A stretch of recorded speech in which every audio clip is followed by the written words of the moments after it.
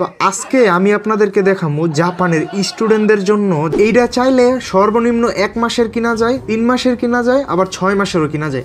যদিও বাংলাদেশের মতো বাসের হাফ পাস নাই জাপানের ট্রেন স্টেশনে বা ট্রেনে চলাচল করলে, তো বাংলাদেশে সিএনজি, অটো রিক্সা সবকিছু থাকলেও জাপানে কিন্তু ট্রেন ছাড়া আর কোনো কিছু নেই। তো সবার যাতায়াত করতো এই ট্রেন দিয়ে। তো আপনারা সবাই খেয়াল করছেন হয়তো বা আমার ব্যাগের পিছনে একটা ট্যাগ ঝুলানো থাকে, ওইটা হইতেছে গিয়া সুইকা কার্ড। তো জাপানে রেলওয়ে পাস কার্ড যেটা, ওইটার নাম অনেকগুলা থাকে, যেমন সুইকা কার্ড, পাসমো কার্ড, তারপরে আইসি ইকোকা কার্ড।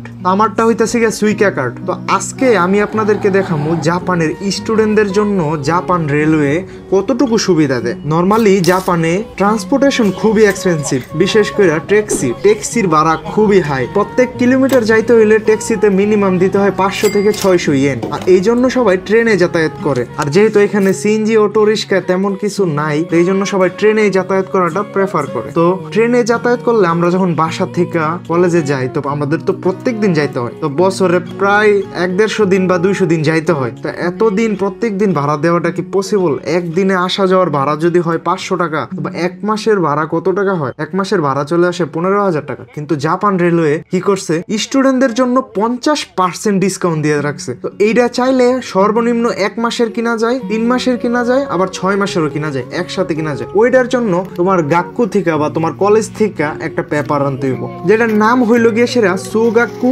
সোমেইশো। তো যেহেতু আমার আগেই করা আছে, একবার করলে 1 বছর আর এটা চেঞ্জ করতে হয় না। তো এটা জাস্ট রিনিউ করলেই হয় প্রত্যেক মাসে মাসে, বা যারা 6 মাসেরটা একবারে কিনে ফেলে তারা 6 মাস পরে একবার রিনিউ করলেই হয়। তো আমারটাও রিনিউ করে ফেললাম, যেখানে আমার প্রত্যেক মাসের ভাড়া আসতো মিনিমাম 6 থেকে 7,000 ইয়েন, ওইখানে মাত্র 2700 ইয়েন দিয়ে সেরা আমি 1 মাসের জন্য কি করে ফেললাম, বা 1 মাসের জন্য রেলওয়ে পাস কিনা ফেললাম। এখন আমার বাসা থেকে গাক্কু পর্যন্ত বা আমার কলেজ পর্যন্ত যাইতে যতগুলা স্টেশন পড়বো, ততগুলা স্টেশন আমি নামতে পারবো, এবং আমি প্রত্যেক দিন যতবার খুশি ট্রাভেল করতে পারবো।